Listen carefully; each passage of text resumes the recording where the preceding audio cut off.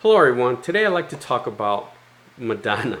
Now, she kind of popped up in my head right after I published a video previously regarding the rare accomplishments of Jefferson Airplane, Jefferson Starship, and Starship. And one of my major points in that video, go watch it if you haven't, but one of the points was they were pretty unique that they were able to, in 3 decades, produce major hits. And when they did it, they also evolved their music. And I couldn't think of, in that video, I couldn't think of any artists to compare to in relation to that feat. But, right after that video, the very first thing was Cher. I did one of my earlier videos was on Cher. And for some reason, she slipped my mind. And Cher did it really for 4 decades. So that's for sure one unique feat for sure with Cher. But then Madonna came up, and she kind of did it for 4 decades. But to me, it's really 80s, 90s, and 2000s. Her 2010s, she did produce I think 2 or 3 albums in the 2010s. But I don't think anything substantial came out of it. I mean, it was just there. It was just there, really. That's the thing. So, but regardless, she had definitely monster hits, 80s, the defining of her genre, or really defining Madonna. 90s for sure, and in 2000s, yes. So, that leads me to think of what can I talk about Madonna, and there's a lot of things I can talk about, but what came up for me was the Immaculate Collection. Now, this is really her first greatest hits, and I want to give a little backstory about this before I go on with the album. I remember I was a bit too young at the time, but when this album came out, I remember seeing it everywhere. They were like really advertising. They were really promoting it. You couldn't miss seeing this cover. At least it was in. If you go to the malls, malls that usually have record stores, and they had posters of this everywhere. They had posters all around the city, billboards, things like that. I mean, you just could not miss this. And at that time, for me musically, I wasn't really into any artists. I was just getting started into music, and it's really through radio stations. And maybe outside of like Michael Jackson or something like that. Madonna, I knew she had a lot of hits, and I liked a lot of her songs, especially in the 80s. So this kind of piqued my interest a bit. So now, at that time this album came out, as I mentioned, I wouldn't buy any albums. It's one of those things. If anything I had, it would be like hearing songs on the radio and then taping them. So my mixtapes are all messed up. So they would have random songs with cutoffs at the end just to stop before they transition to something else, and or DJs talking in a starter at the end. So those were my albums back in the day as a kid. So I knew back then there's no way I was going to get this. I would have to find a way to tape it. If I could. If someone had it, tape it or something like that. And on a school bus going to school, I noticed a girl, and she had the tape. She actually had the tape. This was probably like a few months after the release of this. And I really, really wanted to go up to her, talk to her, and say, hey, is there a way I can listen to this, or even better, borrow it for a day or something like that? But I never had the guts to say it. First of all, I didn't know her too well. She was on the same school bus, but I think she was a grade ahead of me. Second of all, it's isn't it taboo? I don't know. As little kids, you go up to a girl and just ask her something like this. It doesn't seem right. I mean, I don't know. Maybe you guys would, but. It wasn't my thing. I did ask her, believe it or not, later down the road, and when she had the tape out, I did ask her this, that how was it? And she said she liked it. and that was it. And that's the only conversation I had with her. So anyway, it took a while until I actually was able to get this album, and that was I like to say right before Ray of Light came out, her Ray of Light album. So basically late 90s, or mid to late 90s. And when I was really excited because for me, Madonna, her 80s stuff really defined her. And as I mentioned earlier, I really love her 80s stuff. Her 90s were okay, and that's when that's what I would consider growing up with, was her 90s stuff. But I wasn't really, she had quite a few bangers for sure, her albums as well, you know, but it's just her 80s stuff really defined her. And this is really her 1980s greatest hits collection, right? And that's what I wanted to get. So when I was able to buy this, you know, I was really excited. Put it in. First song, Holiday. Listened to it, and I was freaking disappointed. But I kept going on. I didn't know what. I knew Holiday for a reason. I didn't like it because it was missing something, right? And then from there on out, I listened to the whole album. Man, this thing sucked. Absolutely sucked. My first go around on this, I absolutely hated it. Hated it, like with a passion, okay? And some of you may not know, but I think majority of you know, this greatest hits are all the songs save for the last two, which were her new songs, by the way. So you know, most greatest hits, they would always put in like a new track or two from the artist to make it worthwhile to buy, I guess.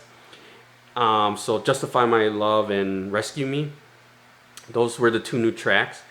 Every other song on here, yes, they were monster hits, but they were heavily edited for some reason. Like they totally sounded different, in a sense that when you listen to the song, each song on here, it's familiar yet unfamiliar. And that's what made me hate this album so much on first listen.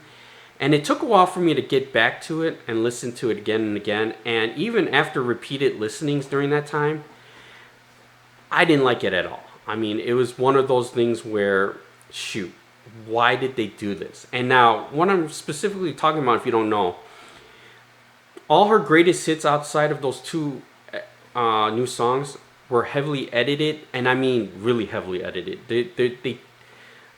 They were like cut short. Like for Holiday, my favorite part was the piano version. Like near the end, they would do this piano thing, start out with it, and then bang with the piano. And that would be the album version, but they used the 7-inch version, I guess, and edited that even more. And in every song you can on here is basically like that. It's either edited, they call it remix, and yeah, I can see parts of it remixed, but otherwise it's either like cut shorter, have a different fade out or lack thereof or something, or I don't know how to explain it. And then fade ins are a bit different too. There's some fade ins missing some parts of the song. I mean, every song was like that, and that's what I meant. The melodies, everything, it sounds familiar, but when you listen to the whole song until it ends, it's still unfamiliar because I never heard anything like that. And that's what disappointed, because majority of these songs that I remember before listening to this as a kid, it wasn't the ones what I was expecting, right? None of them were.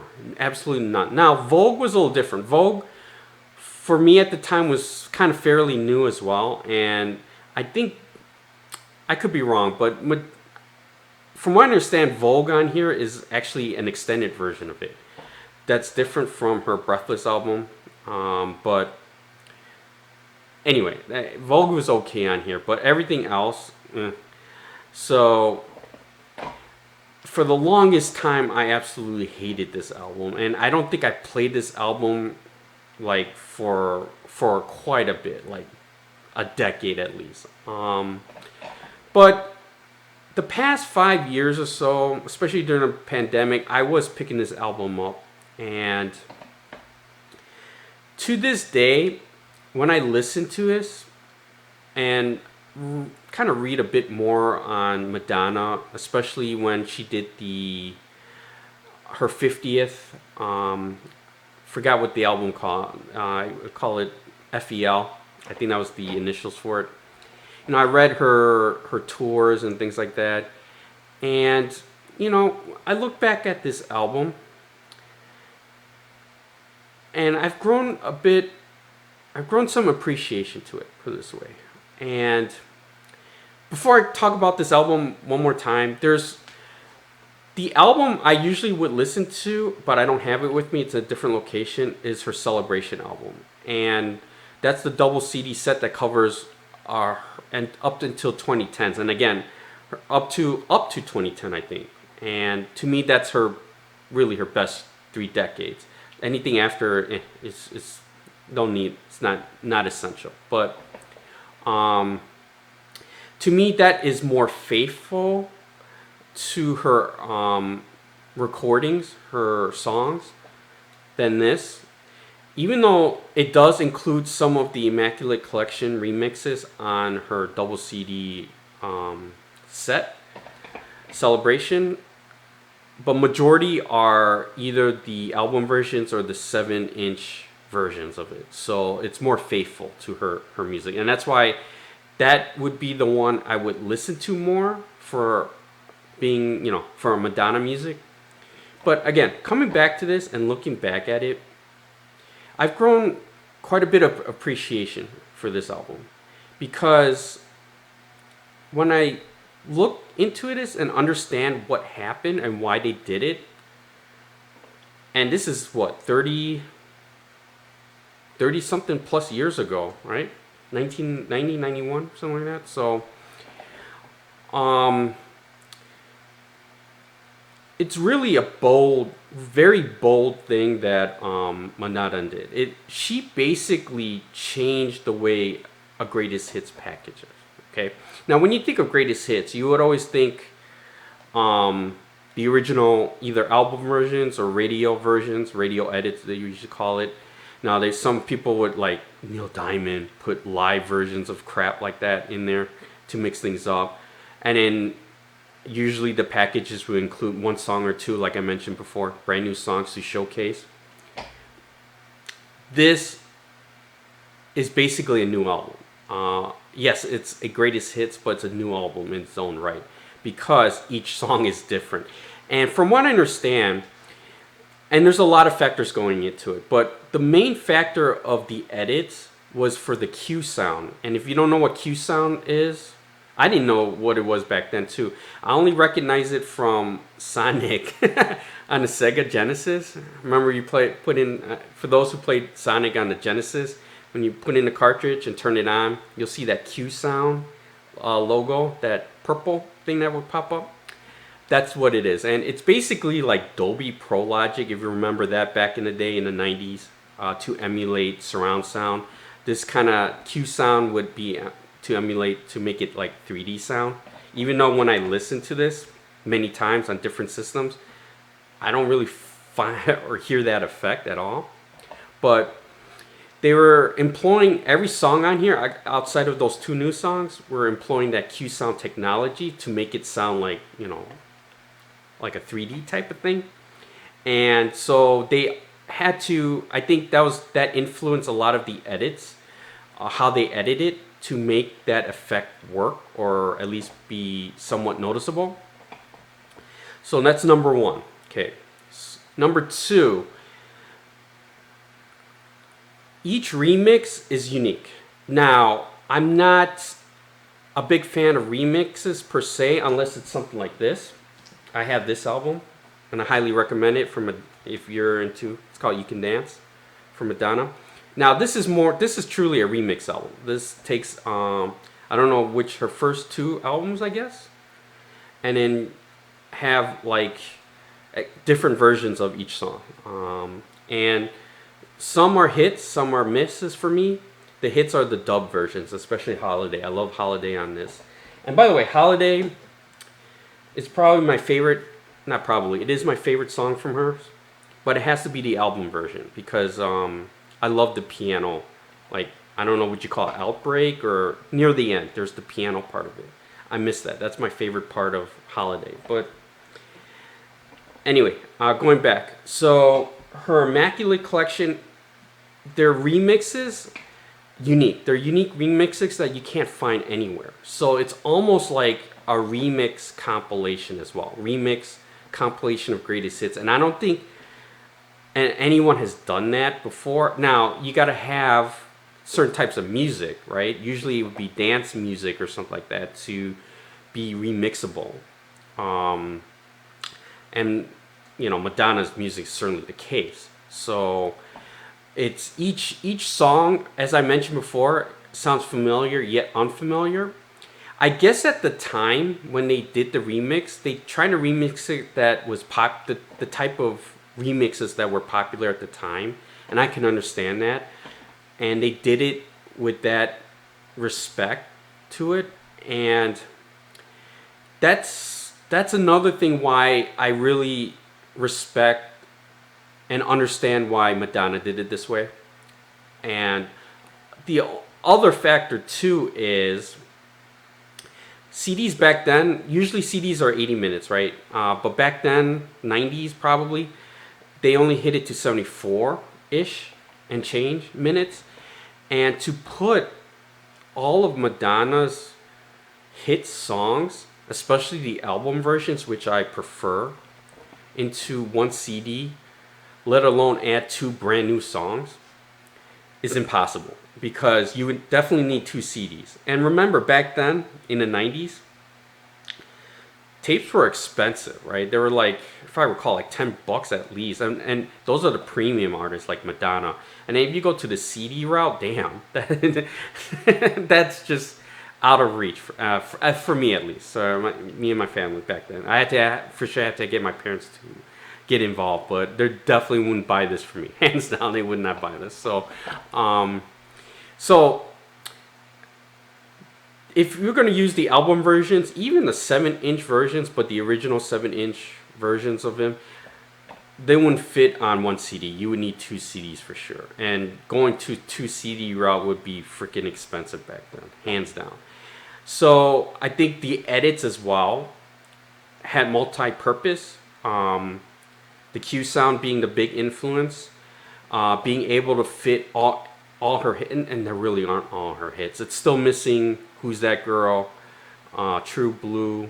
I mean, those, that's what I miss out of this. They don't have those 2 songs. To be honest, I wish they did add those 2 songs, even if they had to remix it in Q sound, and then put the 2 new songs like Justify My Love and Rescue Me in her other album that would come on after this, Erotica. I think that would have been better, but Justify My Love and Rescue Me are hits in itself, in its own right. So it's okay. Anyway, going back, they were able to put. There's no fillers on this greatest hits at all. There's no like questionable songs. Okay, all the songs were bona fide hits, all in chronological order, followed by 2. Vogue was fairly new. It was already a hit, but they put in I think probably the only song that's the better version than the original on here, and then added 2 solid hit songs that were brand new at the time. And you've got an unbelievable greatest hits collection. I mean, this is, you know, what I'm getting at is, I don't think there's any greatest hits that was done like this at all, with all those factors into play. And even though to this day I prefer the album versions, this is an album that I can't throw away. It's got to be kept. If you like Madonna, this is a very unique album. Not just only because it's her best-selling album, by the way. I think at least 25-30 million copies, but it's an essential collection of songs that you won't get anywhere else outside of this. And it's because of those remixes that are unique. You won't find anywhere else. Well, Celebration has a few of them, but this is the album to get if you like those remixes. And again, they're hit and miss for a lot of people. I think for me, it's mostly a miss, but it's not still not bad. It's not like I can't listen to this anymore. It's still actually one of my go-to CDs if I want to pick something up quick. One CD and not having to worry about streaming or changing CDs or anything. This would be it. And it's just the way it's done. It's very unique, and to this day, I don't think any artist could do something like this for a greatest hits package. Even Madonna, she could not duplicate this. She had Something to Remember, which was a greatest hits, but it's kind of that came after this, but it was more her ballad stuff, and that's actually a decent collection. And then her greatest hits volume 2, GHV2, that's what it's called. That one is just your straightforward kind of collection with mainly 7-inch edits, not the album versions.